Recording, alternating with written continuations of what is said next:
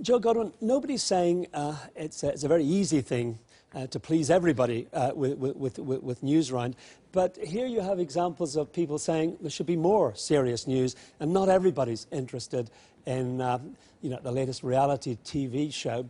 In a way, Newsround's being accused of fulfilling its remit for its target audience, which is quite hard to argue with in a way, because I think that one of the key issues of this is that Newsround and CBBC is aimed at a 6 to 12 audience, a primary aged audience. And I take the point that Lachlan made about provision for younger teens and other teens.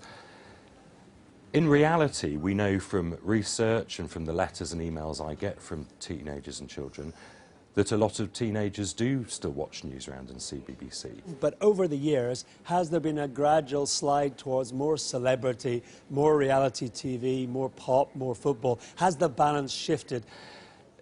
The news agenda of Newsround hasn't changed. The very first Newsround, back in April 1972, led with a story about some ospreys in Scotland. You know, let's not kid ourselves that 40 years ago it was leading on the economy and it was all hard news, and now it's all pop news. I mean, today's Newsround's already talked about Syria, the ivory trafficking. It has had a piece about The Voice and Britain's Got Talent, and it has had some pictures of some tiger cubs. But that's quite a traditional and classic Newsround mix.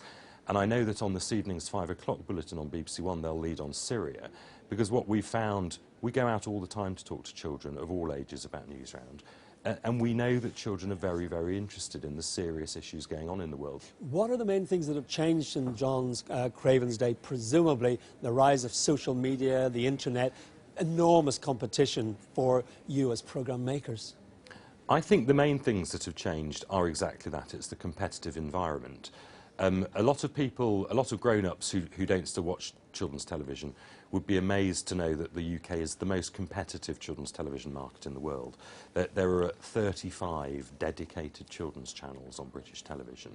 Plus, 40 years ago, there were no Xboxes and PlayStations, no texting, no tweeting. When I sat down in 1972 as an 8-year-old to watch the first episode of Newsround, my choices might have been watch that, watch something on ITV, or go outside. And I think the growth in choice has been the most significant thing, which is why it's remarkable that Newsround is still as important as it is to so many children.